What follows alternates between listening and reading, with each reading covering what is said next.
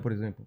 Como que você faz a gasolina? Porque ela nunca foi barata. Claro que agora tá estourando, mas ela nunca foi barata como deveria ser, cara. Cara, é que assim, vamos lá. Vamos falar especificamente de gasolina. A gasolina, como é que forma o preço? Metade é produção, metade é imposto.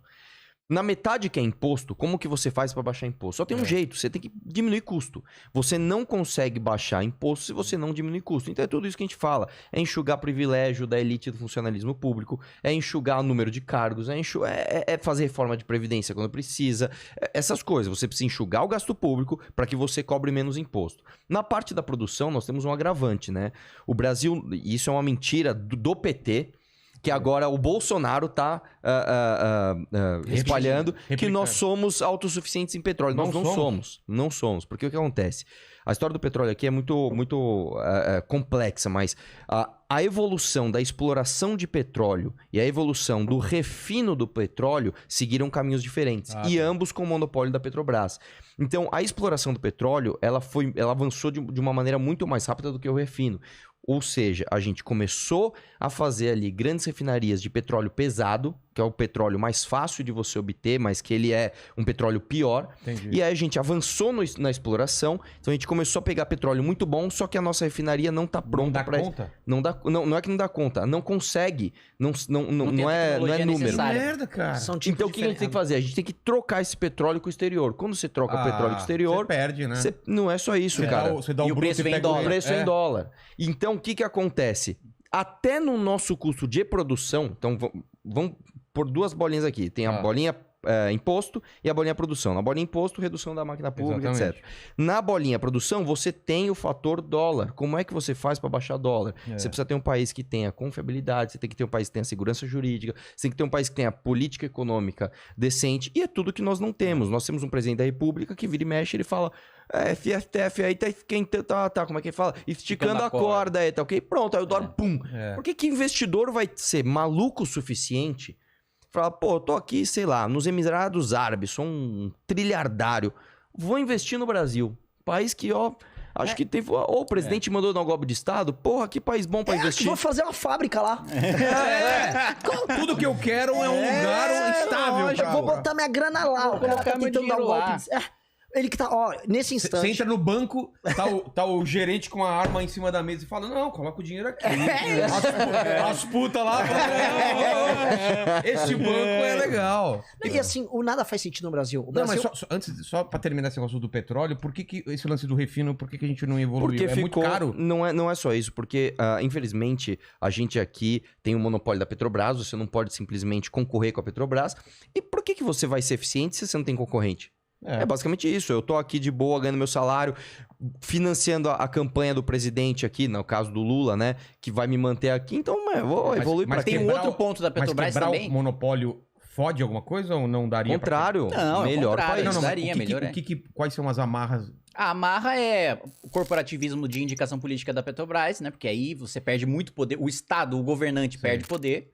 E isso é um entrave político para isso. Sindicato de trabalhador da Petrobras, com medo de ser demitido, e de refinarias, etc. Enfim, é um negócio bilionário. Mas um presidente com vontade política, ele consegue fazer isso? Consegue. Claro que consegue. Não é fácil, mas ele consegue. Imagino que não seja tão fácil. É que no caso, assim, nós não tivemos nenhum presidente, desde a redemocratização até agora, que sequer tentou. Entendi. Ele nunca... Não é que não conseguiu, não teve a intenção. Foram contra, Até hoje, todos foram contra. Entendi. Inclusive o mito. O privatista, o liberal, ele é contra. Várias vezes. Não, mas na campanha ele falou que ia fazer alguma coisa? Não, na Petrobras ele falou que era uma das únicas que ele era contra. Caramba. Foi uma das únicas promessas de campanha que ele manteve. Manter a Petrobras fodida. Ele falou, eu vou continuar mantendo a Petrobras essa porcaria aí, tá ok? E manteve. E na Petrobras tem outra coisa que aumenta o preço, que é a política de conteúdo local, que é até o terceiro nível, você é obrigado a contratar tudo de empresa nacional. Então, o cabo precisa ser nacional, aí a sonda precisa ser nacional. Aí você é obrigado a contratar um produto menos eficiente, mais caro, só pra cumprir a lei. É ridículo, cara. É uma coisa que se fala, é inacreditável. Mas hoje eu acho que o que mais pesa na gasolina é o dólar mesmo, é a falta de confiabilidade do país. Eu tava outro dia, reunido com um grupo de empresários japoneses que tem empresa no Brasil. E aí eles estavam falando, claro que o dólar vai estar disparado. Vocês têm um presidente da República que toda semana cria uma crise diferente. O país de vocês está com inflação batendo 2 dígitos, o Congresso Nacional ficou 2 meses debatendo voto impresso. O que vocês querem? O país de vocês está quebrado. Pandemia, um monte de merda, os caras estão discutindo voto impresso. Não, e vou te falar mais, cara. Você vê, e o cara, ele trabalha tanto na mentira, o Bolsonaro. Esses dias eu tava na academia, eu tava ouvindo um personal falar pra aluna dele. Porque você vê esse preço da gasolina aí? O Bolsonaro zerou os impostos federais na gasolina e os governadores subiram ICMS. Cara, é mentira! Aí eu fui falar, o cara falou, desculpa, cara, eu tava ouvindo a tua história aí. Você sabe que é mentira isso, né? É mentira? Mas, cara, quando eu peguei a notinha da gasolina... eu ia comentar disso. Eu olhei lá e tá zero. Por favor, Renan. Não, o ponto é o seguinte. A gente tem duas formas com que o governo brasileiro aborda essa questão do aumento do preço da gasolina. Teve a Dilma, que ela destruiu a Petrobras, e a verdade é o seguinte, tem petista assistindo, o petista tá jogando, o Bolsonaro, não sei o quê. Calma, né? O PT arrebentou a Petrobras e não foi com a roubalheira do Petrolão, foi com a política de preço. A política de preço do PT, na época do governo Dilma, pra fazer populismo com o preço da gasolina, ela destruiu a Petrobras. Aí, beleza. Começaram a reconstruir. Ela não fez a lição de casa e ela baixava artificialmente o preço, fazendo a Petrobras ter prejuízo. Não cortando gasto nem nada. Isso, exatamente. Isso. E foi o que o Maduro fez na Venezuela. Deixou a gasolina quase, tipo, de graça. E agora o nego tá lá, mano, trabalhando de bicitaxi. Num país que tá nadando em petróleo. Continua aqui. E aí, qual é a tática do Bolsonaro? Ele não vai fazer isso. O que ele fez foi exatamente isso que o Arthur falou. Como ele quer arrumar briga com os governadores, que o Bolsonaro tá desde o primeiro dia de mandato tentando um golpe, acho que é uma coisa pra gente abordar isso bastante hoje. Ele joga isso do ICMS e é muito esperto da parte dele jogar o ICMS, porque os estados vivem do ICMS e os estados estão quebrados. E na hora de cobrar, o Arthur teve posto de gasolina. O ICMS de posto de gasolina e o ICMS de combustível é vaquinha leiteira, que os caras chamam. Que é basicamente o dinheiro mais fácil que o governo estadual coleta. É fácil de coletar esse dinheiro de ICMS de posto de gasolina, é fácil de você medir e coletar dinheiro de combustível, e isso ajuda a financiar o governo estadual. Os governos mais eficientes estaduais, eles cobram alíquotas menores no imposto sobre o combustível. Então, em São Paulo, o imposto de combustível São Paulo é o menor de todos. É o menor de todos. Rio, que tá quebrado, é o maior alto, de todos. Por isso que a gasolina é tão cara no Rio. Então, o que o Bolsonaro faz? Ele joga a culpa nos governadores de forma mentirosa, porque as alíquotas não se alteraram desde que o Bolsonaro entrou. E aí ele joga a culpa porque ele sabe que ele joga a pressão das pessoas sobre os governadores. E como os estados estão quebrados, e a maior parte dos estados estão renegociando, ele quer enforcar os estados. Porque tudo que o Bolsonaro quer é gerar crise. Então, em vez dele ver o problema... A abordagem petista quando ele vê um problema com o preço do petróleo. Vou fazer um populismo e destruir a Petrobras. A abordagem do Bolsonaro. Vi isso, eu vou dar um jeito de jogar as pessoas pra tentar dar um golpe. E é sempre isso.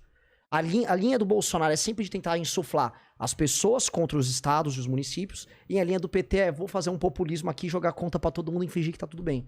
E a gente pode fazer um paralelo disso com várias coisas que tanto o petismo faz quanto o bolsonarismo faz.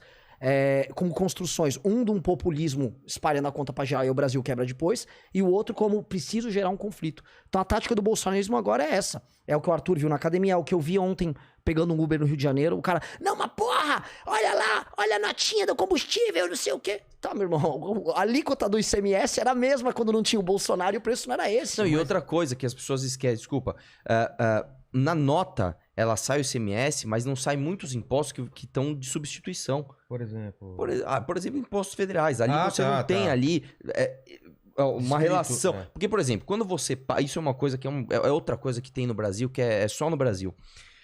Eu sou um distribuidor de combustível. Eu compro de quem produz e vendo para quem vende no produto final. O que acontece? Quando eu compro de você, eu já pago o teu imposto. Quando ele compra de mim, ele já paga o meu imposto. E quando o cliente vai comprar dele, o cliente paga o imposto dele. Porque isso é uma maneira de o governo dizer assim, um vai fiscalizar o outro, entendeu? Que é um absurdo. Porque você está jogando a culpa... Se você sonegar, a culpa não é minha, cara. A culpa é sua, não é minha. Então o governo meio que faz essa substituição, que eu acho um completo absurdo. O que aumenta a complexidade tributária. Exatamente. Também, Aí fica fácil de um Bolsonaro da vida mentir, porque o cara não tem como entender de onde vem. Cara, você não sabe... Nós temos a carga tributária mais complexa do mundo. Então não tem como um presidente da república falar, isso é culpa dos governadores. Não, e o teu papel, cara? Que lei trabalhista você ajudou a desburocratizar para que o custo do Brasil diminuísse? Que política econômica você fez para que o dólar não fique tão alto? O que você fez, inclusive, você como presidente da república, para juntar os governadores e achar uma solução conjunta? No meio da pandemia ele fez um decreto